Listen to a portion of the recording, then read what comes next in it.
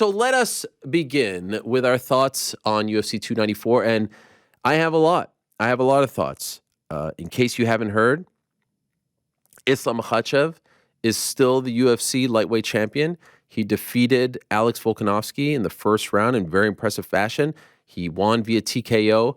He dropped him with a beautiful head kick and then finished him off with ground and pound. The first time since 2013, believe it or not, that Alex Volkanovski has been stopped due to strikes. Just the third loss of his career. He only had two going into this fight, of course, and the other one was the razor-thin decision loss to Islam back in February. And so now you have to say it, and I believe it. Islam Makhachev is the best lightweight on the planet. I don't think that there is any argument. I don't know how you can say anything else. That is an incredible thing to do to a guy like Alex, who is so smart, who is so talented, who is so tough. And short notice or not, you know, those are the cards that you were dealt.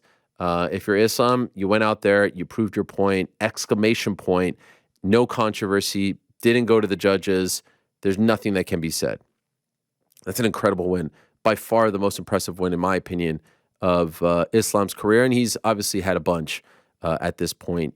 He's on this incredible winning streak, tied with the likes of Khabib and Tony Ferguson, and is starting to get into that conversation along with his mentor, Khabib. Not quite there, in my opinion, just yet, but starting to get into that conversation. You can also make the case after Saturday night that he is the best pound-for-pound fighter on the planet. I think there's only really two that you can make a strong case for at this point. It's Islam or it's John Jones. If you want to give it to John Jones because he hasn't lost in the UFC, and I don't consider the quote-unquote DQ loss to Matt Hamill many moons ago as a loss, you could certainly do that, especially with him moving up to heavyweight and beating Ciryl Gane, especially the way in which he beat Ciryl Gane. But if you want to give it to Islam for getting the win over Alex, but also the activity, he's been far more active than John has over the last 3.5 years, I certainly understand as well. I do pound-for-pound rankings for The Ringer, and I put Islam number one because of the win, because of how much I respect Alex, and because of the activity as of late. Perhaps I changed my mind, you know, in about 3 weeks' time when John Jones fights Stipe, and if he does what he did to Ciryl against Stipe, maybe I change my mind as well. Maybe. We'll see how that fight goes. So supremely impressive stuff, and Islam deserves all the praise, all the credit, all the love. I say all that, but I also feel like I'm in my right to say this as well. I don't think that fight ends that way if there was a full training camp. Now, no excuse whatsoever. Alex took the fight.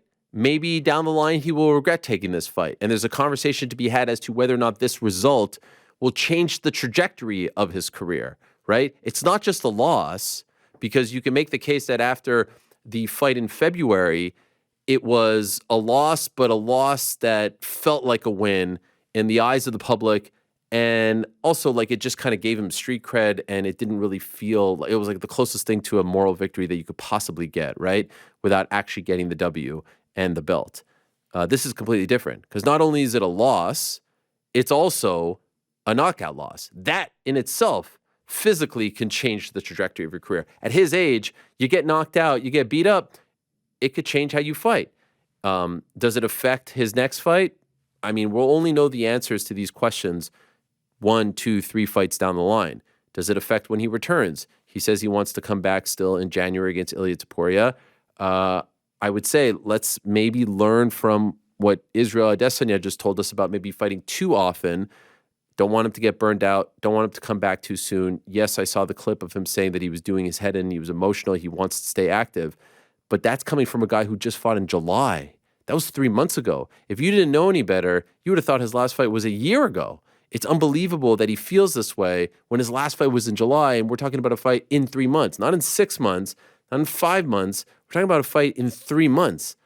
Almost exactly 3 months. That's incredible. He's a different kind of breed, and this is why we love him, and this is why I have so much respect for him. But the next step is going to be very important. I say all that to say that if he had a training camp, a full training camp, there's a very good chance he loses that fight. And there's a very good chance that Islam could, do something spectacular. I don't think he gets knocked out in the first round. I just don't think so. That's not me trying to take anything away from Islam. I do think that, he obviously wasn't training. You could tell he wasn't exactly in the same kind of shape that he was back in February. But that just needs to be said in a show like this where we talk about everything MMA. I'm not taking a thing away from Islam.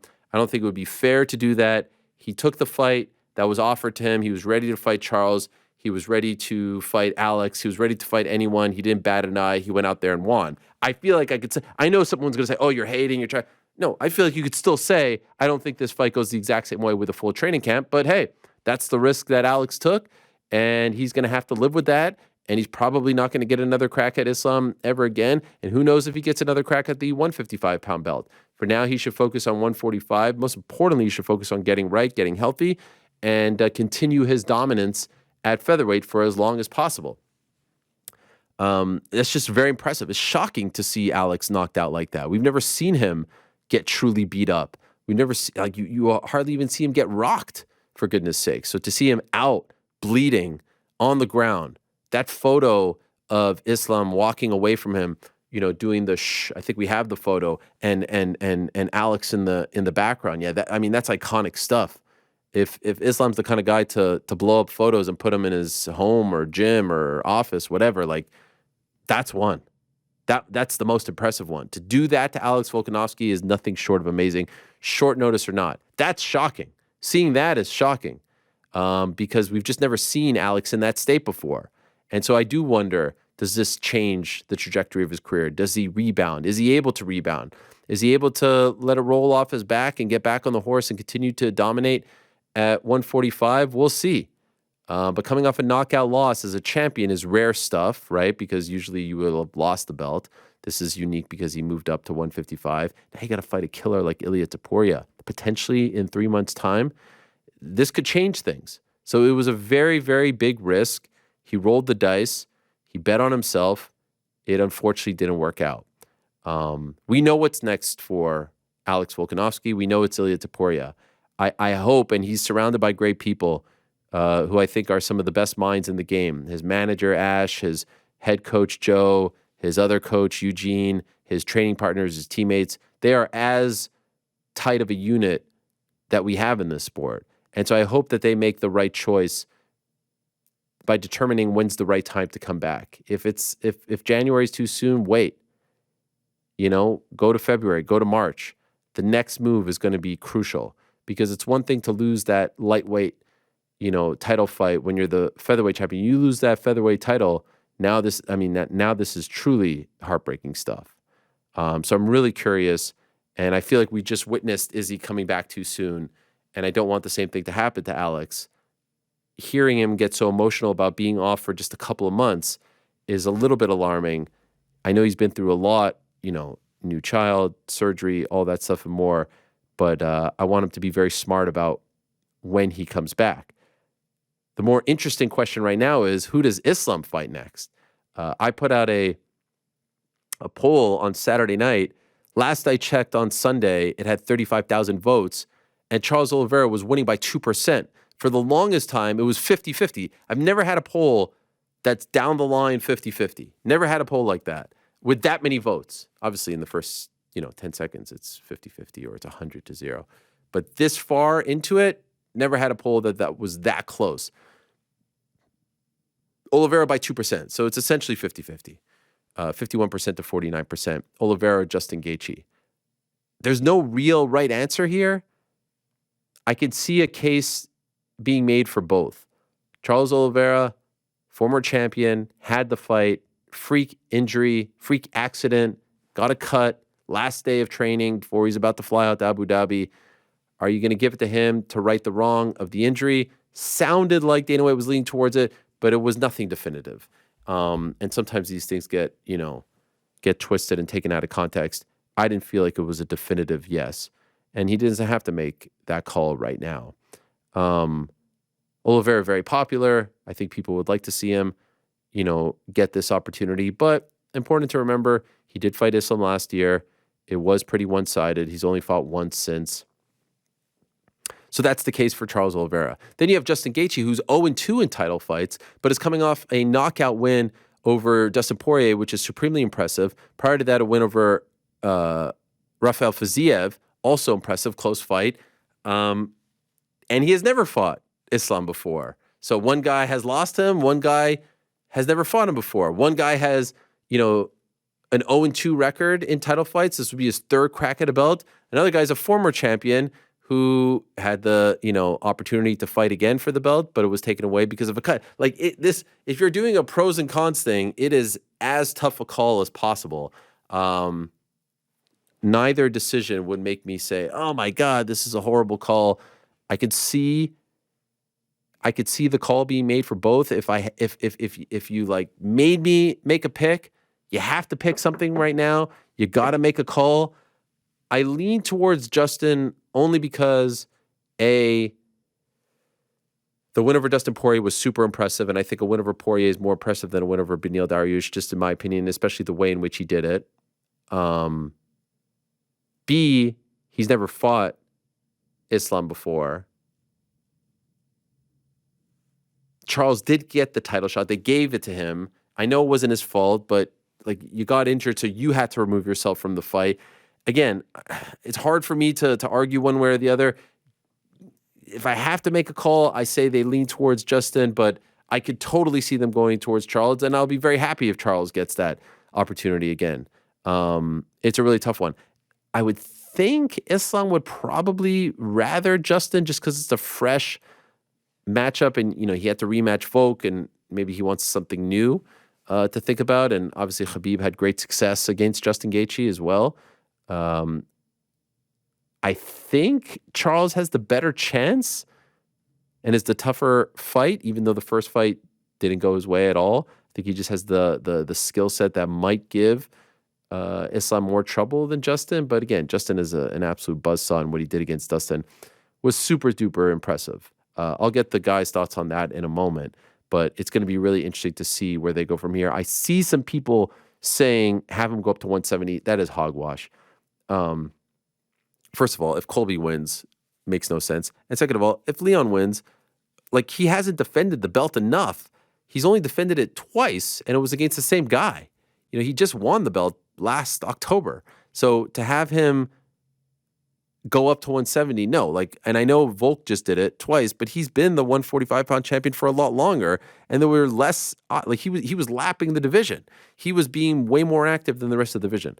Absolutely not. He's not the biggest 155er, and I don't think it's a big-time money fight. I don't think it's something that everyone's clamoring for, and there's a lot of guys at 170 that deserve a look as well. So it's not something that gets me supremely excited, and I don't think it gets the UFC supremely excited as well. I want to see how dominant, how long he can reign as 155-pound champion.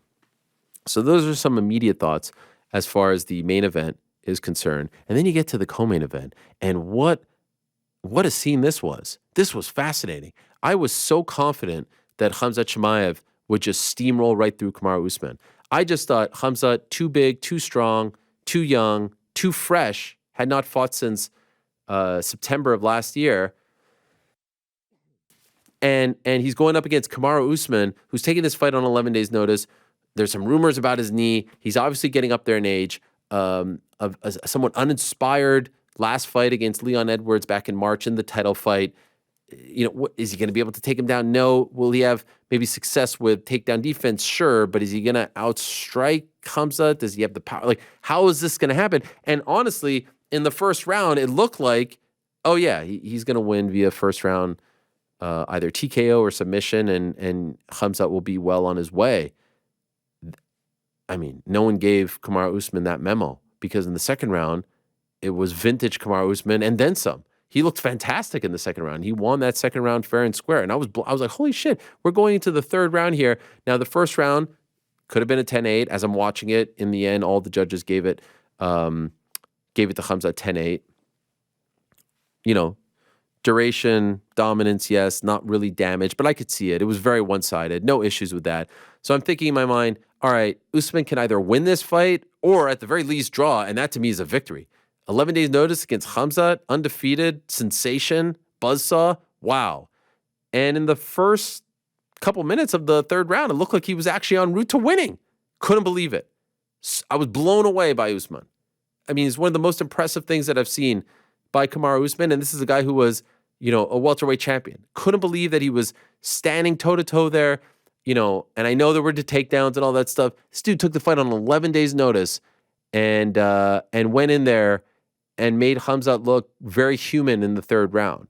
Now, you could say, all right, this is now the second time that Khamzat fights top-tier talent, and when the fight gets past the first round, he starts to lose some steam. Maybe this is a thing to look at as his career progressive. Gilbert Burns took him into deep waters. Kamaru took him into deep waters. Who knows?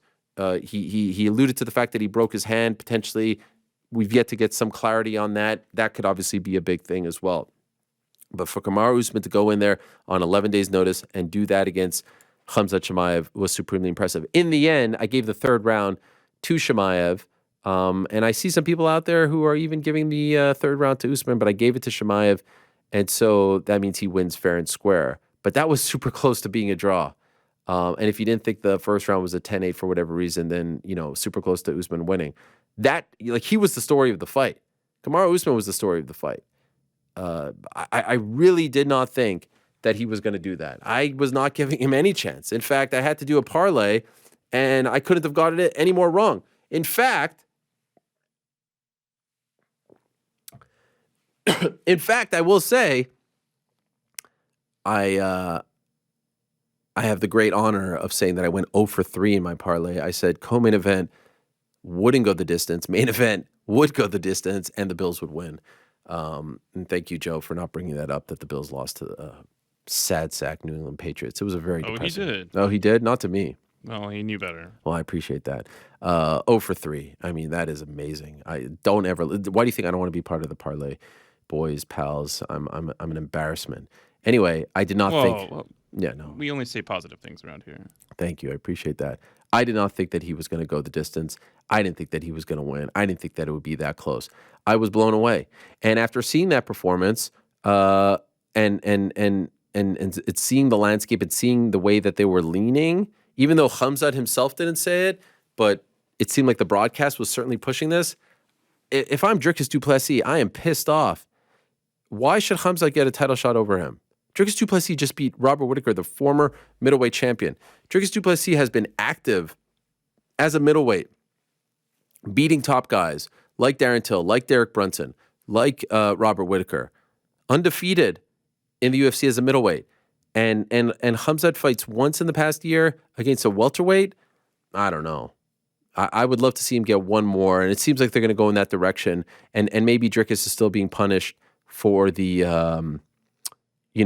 for having the audacity to turn down the 2-month turnaround fight against Izzy back in September. But if you ask me, that to me is not the fight that gets you a title shot. Now, it seems like it's inevitable and it was going to happen. And quite frankly, I remember saying after 2020, like if he's not champion by the end of 2021, something has, gone horribly wrong. And now we're talking about him fighting for the belt in 2024 and he has yet to fight. It's crazy how long we've been talking about this being inevitable. So I can understand if they just want to, finally reward him. But I think Dricus du Plessis' resume at 185 is a lot more worthy of a title shot than Khamzat's at this point. At this point, Khamzat has a win over Gerald Meerschaert. He has a win over, Kamaru, which, it's Kamaru Usman, but he's a welterweight fighter. He's a welterweight champion, former welterweight champion. Dricus' win over Robert Whittaker is not getting him a title shot. How is that possible? How is that possible? So that's my thoughts on the co-main event. And one last thing that I will weigh in before we'll bring in the guys here. The Johnny Walker-Magomed Ankalaev fight was just a debacle on many different fronts. Number one, that should be a DQ. This whole thing where we're trying to decipher whether it's intentional or unintentional, you throw the illegal strike, you get penalized for it. That's the way it should be. Intentional, unintentional. What do you mean? Did someone force him to throw that strike? No, you threw the strike. It was illegal. It caused damage. Now, as I was watching the whole thing unfold between Johnny Walker and the doctor, definitely didn't get the impression that Johnny Walker was totally out of it and couldn't fight. But for whatever reason, and this has been talked about, and we're going to talk to Johnny about it in about 30 minutes' time, the doctor seemed to think that he couldn't continue, and called the fight off, which was very unfortunate. And it seems like every time these two guys fight, there's always wackiness that goes on, especially Magomed. And it just seems like the light heavyweight division, ever since John Jones left, has been just mired in wackiness. From the draw last year to the injuries, vacating titles, all that. I mean, it's just crazy. Very unfortunate stuff. But what made it even weirder was once the fight was clearly waved off, like they were trying to fight each other, and Dana White had to walk in there. You saw him in one of the photos and diffuse the situation, which I give him a lot of credit for doing so, because who knows how bad this could have gotten. They just have to run it back between the two of them, and hopefully we get a clear-cut winner. But I don't know what that doctor was thinking. And then, his role in the Victor Henry fight was bizarre as well. Victor in a ton of pain, and they're telling him, they're like, no, you didn't get hit below the belt. Like, what? And then Josh Barnett, his coach, saying he's throwing up and his testicles are the size of a freaking fruit. I mean, look at this guy. He was not faking. That was bizarre. And then we get to the Johnny Walker fight, and the same doctor is involved, and he's asking Johnny Walker, who is not, I know he lives in Ireland. I know he's married to an Irish woman, but it's not his first language. You're asking him questions, and you're doing it like a minute into the thing. Like, give the guy some time, let him catch his breath, and then you could determine, maybe even bring in a translator just to check that he understands what is being asked of him. You wave it off, and then it turns into a whole mess of a situation. So light heavyweight continues to be a mess. Hopefully this doesn't mean that we're going to get a mess of a situation come next month at MSG when the vacant title fight goes down between Yair Prochazka and Alex Pereira. All right, let's bring in the guys. Those are some thoughts regarding UFC 294. Obviously, much more to come. We got to talk about Shara the Pirate and many others as well. Muhammad Makhachev with a big win once again, and is inching closer to getting that flyweight title shot that he's been talking about for a very long time. Let's go back to the main event, guys. What would you do? Actually, you know what? Let me ask you, Rick, your thoughts on Islam's win and my claim that he may have won once again, but he doesn't win like that if this is a, full training camp fight. Again, repeating the fact that I'm not trying to take anything away from him, but it does have to be brought up, I think, when talking about this fight. Alex took a chance on very short notice. I just don't think that's the best version of Alex Volkanovski because of the short notice fight. Yeah, so as far as the win itself, like what needs to be said, like highlight real stuff, one that's going to be around forever, the calming the crowd down, this is no big deal after, the shush after, like iconic stuff from Islam from start to finish. Everybody knows what that was. Like there's no confusion there. As far as the short notice nature of it, I can agree with you that there's an impact on that, but I don't care to really unpack it for two reasons. For one, Islam Makhachev is also accepting this fight on short notice against Alexander Volkanovski, and that part often gets ignored or confused or disregarded. Not the same. One guy's yes, the same. No, what are you one guy's about? going through a full training camp. The other guy's taking a fight on 11 days' notice. Not the same. I get that. Changing opponents on 12 days, same thing. Not the same. Secondarily, from a physical standpoint, it's not the same. From a physical standpoint. Secondarily, what are you talking about? You don't get to bathe in the accolades of, wow, look at Johnny Big Balls over here, 12 days notice, this and that, and then have an excuse built in. This is not the excuse. I'm telling you about I knew this was going to happen. I'm talking about the whole story of the fight. This has to be mentioned as a footnote, not as a talking point. It shouldn't even be a debate. But why does it have to be mentioned? Because it doesn't need to be mentioned. We just saw a full training camp fight in February. The guy's not getting knocked out. Okay. He might lose. He might have lost via third round submission. He might have lost via fourth round knockout. He's not losing first round knockout. It's just not happening. So then why make the fight, or what are we supposed to do with this result? Nothing. If it was he irrelevant. Deserves all. Please don't make this into me taking anything away from him, because I could see all the fucking people coming after me now saying you're taking something away. Islam is number one pound for pound over John Jones in my book. He's the best lightweight on the planet. I still can talk about the fight and shower him with all the praise by also saying it ain't happening if it's a full training camp like that. It's just not. I believe that. No one else has to believe it. And I'm sorry I even asked the question, because I know what's going to happen now. Ariel's taking everything away from him, and I'm not. It's incredible what he did. But come on, that's not Alex. I saw Alex had freaking love handles. He never looks like that. You can't say that was the same guy that we've seen over the last 6-7 years. There's no way. There's no way. Nobody's disagreeing with you there. That's fine to say. But my point is, I don't care. Okay, Like, that's fair. I simply don't care. Like That's he totally took the fine. fight and got head kicked. Like that's the reality of the situation. If we're He doesn't deserve another crack at it. I'm not even advocating for all that. We're in total agreement. I just feel the need to bring it up just because I think he's that damn good of a fighter, and I don't think he gets knocked out like that with a full training camp. That's it. That's my only fine. point. If he had won, though, we wouldn't be saying that. Like we just say, okay, he did it. So I'm gonna go with that same All right, fine. route and say Islam did it, and rightfully is in the conversation as the top pound for pound. I would personally have John Jones, but there's nothing that I would judge anybody for having Islam number one. MMA Fighting's pound for pound rankings came out today, had Islam number one unanimously across the panel. And yeah, I mean, it makes a lot of sense. I don't think Volkanovski falls too far down the rankings, and nor should he. Like, this is not his natural weight class. That is a fight that he took on short notice and is moving up to take an opportunity and suffer the consequences. And now we move on from there. As far as who I'd like to see Islam fight next, my answer, I agree with you to the letter. I think the fight that most people will be more interested, including Islam Makhachev will be more interested in, is Justin Gaethje, because it's a fresh matchup and how easily he dispatched Charles Oliveira. The fight that I, as a fight fan, would rather see is Charles Oliveira, because I think Justin Gaethje has kind of settled into a different mode of his career, where in the beginning of his career, he was very chaotic and unpredictable and basically throwing leg kicks until people couldn't walk, combined with some other attacks in the wrestling and the hands. But he's become a much more disciplined, kind of more predictable but effective kind of fighter over the years. And I don't feel that style is the style that's going to be the one to dethrone Islam Makhachev. I think it's going to take somebody who's truly chaotic, like Charles Oliveira, if it's going to be done, if it's possible. So I would personally, if we're not looking at pay-per-view, if we're not looking at rankings, if we're not looking at anything but the matchup, who would you rather see? To me, the answer is Charles Oliveira, because I think the chaos that he brings and in the ability to scramble if he's in a bad position is more dangerous to Islam Makhachev, quite frankly, than this version of Justin Gaethje. But I'm not mad at either option. I would love to see either fight. GC, who are you picking?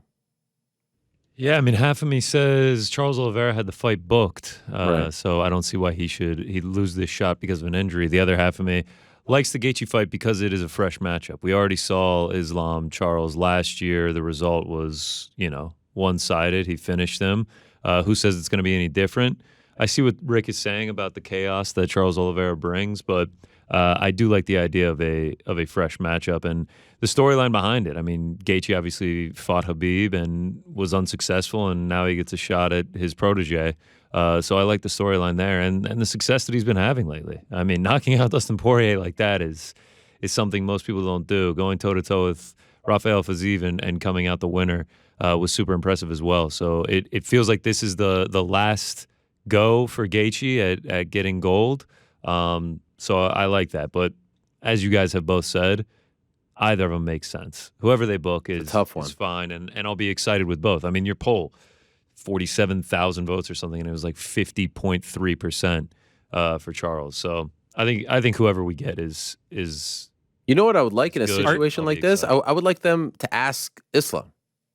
Yeah. and, listen, and he says, agreed. yeah, It's I like it's that. close. Who do you want to fight? What gets Yep. you excited? What's the challenge that you want? Something tells me he goes with Gaethje because he's a fresh name. Maybe I don't want 170. no. I don't want 170. No. I mean, he's fought Volkanovski twice, who's a natural 145er. Let's get some 155 title Yes. defenses in there. Fair to say that both of these, Oliveira and Gaethje, are both pay-per-view headliners, right? Neither of us, none Hell of yeah. us. Sure. Yeah, so Unless it's like a UFC 300 like thing where it's yeah. co-main. So if given the choice to Islam Makhachev, both options are successful business for the UFC. I don't see a reason why not. Let him call his shot. For I him, think it's he's like, man, he's earned I that. already beat Charles. It's probably going to do more buys than Gaethje. Let's just go ahead with Charles. Yeah, why not?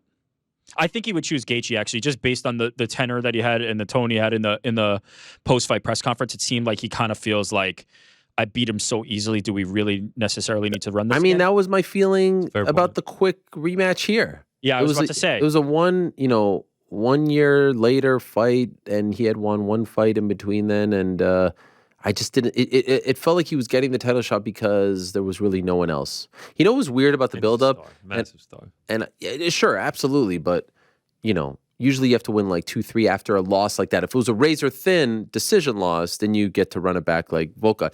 It was funny hearing the promos for the Volk fight, and Dana was calling it one of the most anticipated rematches in UFC history. Did you guys see that? Yeah. If it was one of the, if Volk Islam is one of the most anticipated rematches in UFC history, then why the hell did they not book it off the bat? I think the hindsight argument might be that Charles and Islam is one of the most anticipated. Come on. But I agree with you. Like if you're gonna build, like, I think they're making lemonade out of lemons there. It was like more they're rhetorical, but like just Yeah. listening to that, I'm like, oh, get out of here. Yeah, no, you're 100% right. They did not want to do this. Was not first option. This was not option A. Otherwise, it would have been option A, right? Like we got this as option. Sounds like maybe B, C. Like it's not even necessarily B, right? It sounds like other people were offered this fight. Dustin Poirier on Twitter saying he was offered the fight as well. So Justin Gaethje saying he couldn't make the weight but was offered the fight. So it sounds like it was one of the options of many.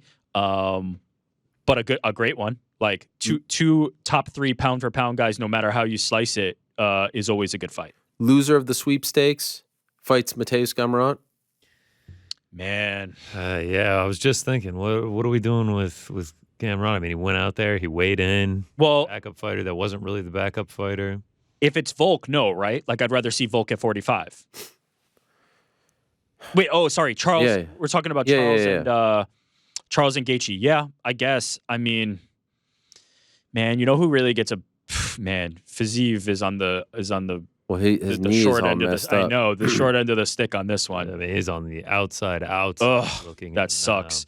The thing is, though, like if this title let's just like play this scenario out. Let's say this title fight happens. It's going to happen in like March or April, or I doubt maybe February, because then Ramadan comes and Yeah, that's right. at some point we presume Chandler McGregor happens. If Chandler beats McGregor, I could see them giving Chandler the next title shot. Chandler versus Islam. You know what I mean? He will be. He's banging the drum on Twitter. Yeah. So So I guess it depends on well, my point is like the loser of this sweepstakes is then going to have to fight Gamrot, who's super tough but obviously not as popular. And then who knows what happens there? It's not like a guarantee that the loser just waits one more fight again. Like Chandler might pass all these guys by if he beats McGregor. And by the way, even if Conor pulls it off, Conor versus Islam, yeah. with that storyline, it's man, tough You're one. right. Sitting in some circumstances is the best scenario, but this one you're right. Like if you sit, there's a real chance that somebody He's going to pass you by. is going to pass you in addition to whoever you're sitting behind. So yeah, but at the same time, as we've seen, right? If nothing else, this weekend proved that availability is a skill, right? Like sometimes sitting and waiting for your opportunity. Alexander Volkanovski jumping on an opportunity, Kamaru Usman jumping on an opportunity, got them in this spot. So maybe there is some world where it works out in their favor if they're willing to sit out. But this is all the game now. This is all the risk. This is all the gamble that all these fighters are playing, because there really is no clear path to titles anymore. There is no meritocracy. Man, and like think about Beneil Dariush, how far back in the line he is. And just And 6 the- months ago, we're yeah. talking about if he beats Charles Oliveira, then he is almost cemented for a title shot. Like a guy like Arman Sarukian, too. Oh yeah. I mean, there's so many options at 155. Agree or disagree? Am I a hater for saying that we're not quite in the conversation yet of Islam being better than Khabib? I think we're approaching that conversation happening. But just for the record, Khabib's last 5 wins: Edson Barbosa, Ali Quinta, Conor McGregor, Dustin Poirier, Justin Gaethje. Islam's last 5 wins: Dan Hooker, Bobby Green, Charles Oliveira, Volk. So Agree. getting there, but plus, let's not forget, Islam was once knocked out in the UFC. Khabib never lost, hardly lost a round, maybe like 2 total. Agree. I don't think we're there quite yet, right? 100%. Okay. In agreement. The resume is still in Khabib's favor. What Islam has in his favor is I could see some people making the argument, and maybe this is happening. I can't say I saw it, but maybe it is happening, that Islam is more well-rounded, that Islam has a better game overall than Khabib had. Now, I think that might be underestimating Khabib's wrestling a little bit. I think he's still the more vicious and dangerous grappler, but on the feet, there's no doubt in my mind that Islam is far more advanced than Khabib was. He's a tough MFer. He's a very tough problem to solve when you combine those two things. So I could see that argument being made. And as far as the resumes, like we're not long from Islam passing Khabib, and that's due to Khabib walking away early. Like that, you know, that's his doing, right? Like we can make that argument pretty soon. Yeah, the story is still being written, and I mean he's writing an incredible story right now. No matter what you say, 12 days notice or not, what he did on Saturday is going to be one of his top highlights for the rest of his career. And as we move on, the 12 days notice will kind of fade in to history, and it'll just be, look at him head kick KOing one of the greatest fighters that we've ever seen in round one. And I mean, he has his sights set on 170 as well. He's made that known. If he becomes double champ, that changes everything for his legacy. So yeah, I mean, he is must-see television, and he is one of, if not the best fighters on earth. And I mean, there is potential for him to pass Khabib if he keeps doing what he's doing. Do we care about the 170 fight? I don't. No, not at all. Not at all. There's too many guys. There's too many options. Right, too early. Yeah, But say he gets like 3 or 4 defenses at 155. Yeah. Shavkat Rakhmanov's waiting at 170. You know, we're talking about GOAT. There's too much stuff. There's too much stuff in both divisions. It's not something that I'm dying to see. We just got finished talking about how lightweight's not going to like probably sort itself out for a while. And then the idea of him going up to 70, which is, you know, he's just defended his title against a featherweight twice. That is what is causing a lot of this holdup. Like, I don't need to see that. Right now, absolutely not. Like, we need to get multiple defenses at 155 before we start talking about 170. 170 still has to at the same time, I understand if you're Islam, right? Like, I just gave the champion below me 2 shots. Like, I want my shot, but we can't just keep doing it forever. The double champ stuff has gotten so out of control. Like, it's too much. It's too much. Okay, should Alex Volkanovski fight in January? No. Why? No, because that was a vicious head kick, man. I mean, he got wobbled bad and then got rained down hammer fists on him. It's like, just take. I know he talked about how much he dislikes inactivity, but what's up with this guy? You watch that press conference. You think he hasn't fought in like 15 months? He's talking about July killing. Like, this is 3 months ago. 3 months ago. And he's like begging the UFC. Like, yes, please do not keep me inactive. I'm like, brother, like, yeah. Most champions are not fighting every 3, 4, 5 months. He's just different. He is built different. Maybe it's that he still feels he's at the peak of his powers, but he's also aging at the same time. Like, he's getting up there in age, and he wants to get in as many fights as he can. But I mean, also the guy that he would be fighting in January is no walk in the park either. So you would really want him to have a full camp and be fully healthy and fully prepared for it. I could just see a scenario where we're sitting here in January because Topuria is that good, and we're like, why didn't we learn anything from the Izzy fight or from the Izzy situation? Right? Izzy came back too often, too soon, too much on the plate. January's in 3 months. I don't know.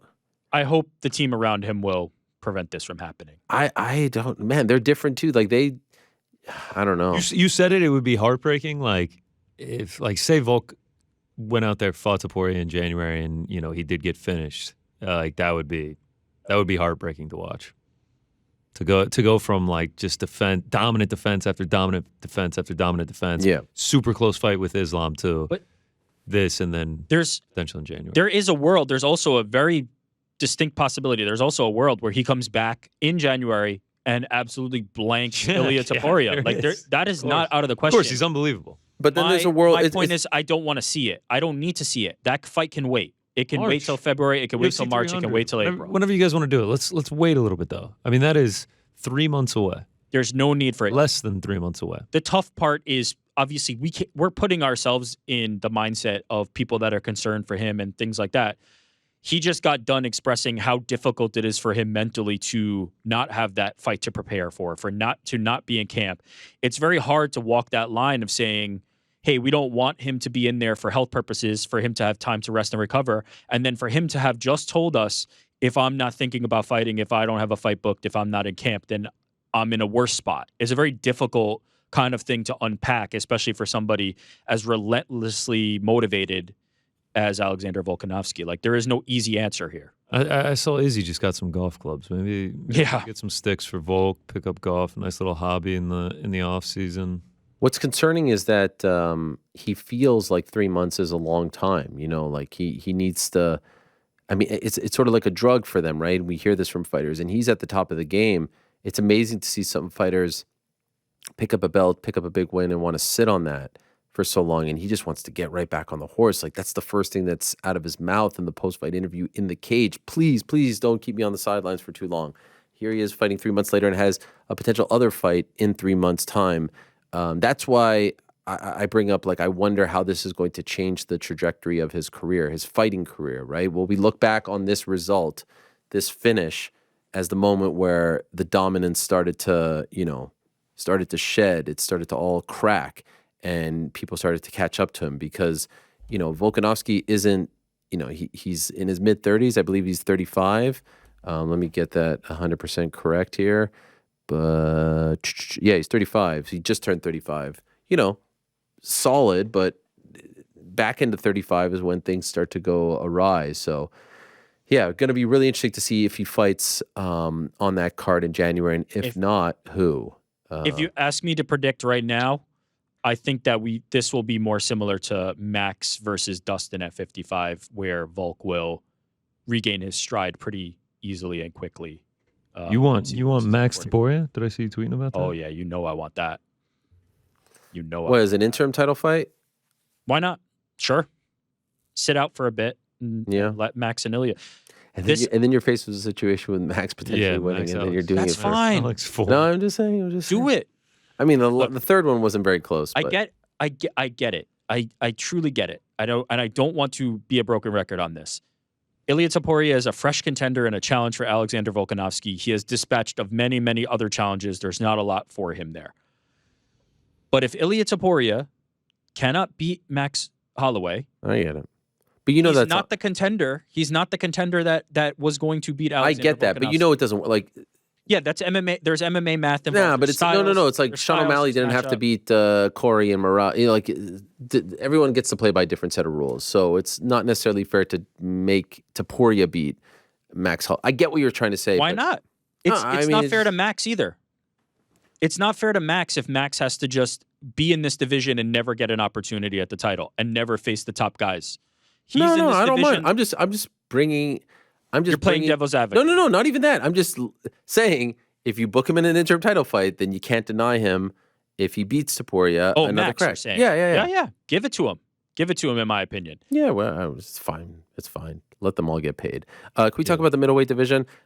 Actually, before we talk about this, could I just address an elephant in the room? Sure. We do the watch parties on Saturday. Oh yeah. We had Rick on during the main event. We provide him a stream, everything like that. Obviously, Great show. So we're all in sync. Yeah. Everyone's watching that makes sense. together, so we can all react. Rick went astray and had his own stream going. Oh, he went rogue? Yeah, completely. Wait, what do you mean? It sounds very Rick. I mean, we have the No. Hold on. To be like strength for strength. Oh, that is annoying. You are ahead of us. Oh, you're definitely ahead of us. Oh, how annoying is that? No. You guys have it wrong. That is so annoying. Wow. You were like 5 seconds ahead of them. Wow. Oh yeah, solid. Enough for me to register that. New York spoiler. I have to say that was ruined a little He even bit. looked over Damn at it. us. What were you watching, Rick? Are you watching on screen? Damn it. So, I love all the bets on the screen. Volkanovski. Yeah, So you guys have this wrong. What had happened there was I saw the opening. The opening presented itself. I'm seeing okay. Islam. Okay. You saw it 5 seconds ahead. He's setting up the head kick there. I see Volkanovski not recognizing what's about to happen, and just unfortunate that. Wait, my question is, you guys will catch up. I've been on the watch party. They do they not show you a feed? No, we do. Of course we do. Yes. Absolutely. We're professionals over here. We provide a stream, so we're all in sync. This happened during the Gaethje Poirier thing. We're all going crazy, and he's just kind of sitting there, just like schlumped. He's like, "Yeah, I saw it 5 seconds ago." Wow. Why do you do that? Old news. Do you really want to pull back the curtain? What was the line you gave me He's got to be earlier? live. My main job is the social media. You need to be ahead. 5 I need seconds. to. I need to be ahead of. I need to be ahead of the piss poor stream. Forget the watch party. Forget the watch party. The integrity of the watch party. Wow. Let's get This is like Schefter tweeting out news while on TV, and I not actually saying it on yeah. TV. You care Yeah, more about the. I gotta do what they pay me for, you know? All right. Is this grounds for maybe thinking Oh twice yeah, about yeah. inviting? Serious discussions. Okay. Serious discussions have been had about Namaju's future guest appearances on the watch party. All right. I'll be heartbroken, but I mean, we call him main event Rick, but I mean, I guess it's listen, you know, not I meant just to be. New York I spoiler. saw it. I saw it ahead of time. Me and Islam, same page. Just it was there, and beautiful kick by Islam. This happened to me, by the way, when Special. Leon knocked out Kamaru Usman. I was on a Zoom with Pizzi, and he's ahead of me by like 30 seconds and reacted. I was like, "Oh, something's about to happen." Leon. So it wasn't quite. Yeah, it makes it nowhere near as cool. Yeah. I mean, that was like a crazy head kick too. I would have been Yeah. going pretty wild. Instead, I was just waiting for it to happen. We just have a few minutes before Johnny Walker joins us, so I want to get your reaction to my stance that this is not enough for a title shot from Khamzat Chimaev, that it should go to Dricus du Plessis, that the way the fight went and the results, if he would have gone out there and smoked him, maybe, but man, Dricus deserves it. I'm sorry. He deserves it. Should/deserves, yes. Will, no. Oh, no. I know what's happening, but I'm just saying, I don't think that it should be, I don't think we should just like, the guy beat Robert Whittaker. He's undefeated at middleweight in the UFC. Finish Robert Whittaker. Smoked. Yes. Destroyed. Smoked him. How is this being forgotten? Is this all because he said no? Because he was so, for better or worse, he was tied to Israel Adesanya. That is the problem. So is it Strickland Chimaev is just a bigger fight? His whole Oh, campaign, yes. his whole thing was, I'm going to be the man who dethrones Izzy. Unfortunately, he got beat to the punch. He passed on the opportunity to take it on short notice, and Sean Strickland stepped in and took it. Again, we were just talking about this when it came to the lightweight division and many other things. The opportunities, when they come, if you do not take them, there are potential consequences. He is suffering those consequences, and he was too tied to Izzy, unfortunately. I feel for him. Deserves, do not exist in MMA. But if you look at the resumes, there is absolutely no doubt, and there is nobody who has even close to the resume that he has. And if we're being honest about it, Jared Cannonier, unfortunately, revealed, I believe Submission Radio had the interview with him, that he's injured and was offered the fight. But Jared Cannonier has a win over Sean Strickland, and he should be ahead of Khamzat Chimaev too. So that's just not how this sport works, though. That's what we were just talking about with O'Malley. Yeah. And all that. And, everyone gets to play by a different set of rules and have different paths. GC, were you not shocked that it went? I thought he was just going to steamroll in there first round. What was happening in the first round is what I expected, but I thought he was going to get the finish. I thought he was going to lock up a choke or just like rain down the ground and pound and get the finish. And then when he came out, like essentially gassed in the second round, he didn't do anything. I mean, they kind of just stared at each other, and Usman had the bigger moments. He dug deep, and I thought he won the third round, and I thought he got a 10-8 in round one. And I kept reminding myself, 10 days notice, off the couch, whatever, 2 straight losses. It still was Kamaru Usman that he beat, like one of the best of the best. Like he still got the win over him. But yeah, when it comes to the title shot, who could argue against what you just said? DDP's coming off a dominant finish victory over a former middleweight champion who was still at the peak of his powers, and Khamzat did go to a decision, a close decision. I mean, one of the judges scored 28-28 against the welterweight that was on 10 days notice, and then the Jared Cannonier argument too. But what's going to happen is Khamzat Chimaev's going to is Strickland Khamzat big enough for UFC 300? USA versus Russia. Given Strickland's newfound fame, main event. That's what you're saying. Yeah. I'm just trying to see what. I don't know, dude. In the absence, it's a big ass fight. Bro. It's a big ass fight just because of what they represent. Fight. Because in of the what they. absence of Conor, what's bigger than that potentially? Like that's a pretty big fight. It's crazy. The trash talk before that fight is going to be nuts. Oh, it's going to be great. It's going to be great, man. I mean, Strickland's already at it. He's just like, yeah, give me the fight, man. He's going to sell more. It's going to be a paycheck for me, but he doesn't deserve it. I like the way Strickland is going about it. I don't believe this to be true when I ask the question, so please, again, everyone calm down. But is it appropriate to have a conversation that Khamzat is overrated? Or is that unfair? I think that's fair to ask. I don't think that's out of bounds. I think we've seen you mentioned this earlier. Like in the 2 times that we've seen him against what you would consider like the upper echelon competition, right? All due respect to Kevin Holland, one of my favorite fighters, that fight was a foregone conclusion. When we saw him against Gilbert Burns and we saw him against Kamaru Usman, he looked fallible, right? He did not look like the guy who's going out there and smashing everybody and walking through them with ease. That said, He's not losing. he's not losing. That's his sixth, seventh UFC fight. And Gilbert Burns and Kamaru Usman are the cream of the freaking crop. Like, to beat them by decision is still better than the rest of the world. Like, you're still the guy. So I think it's fair to ask, is he the guy that the boogeyman that has been presented, the boogeyman that we've made him out to be? I think that's completely fair.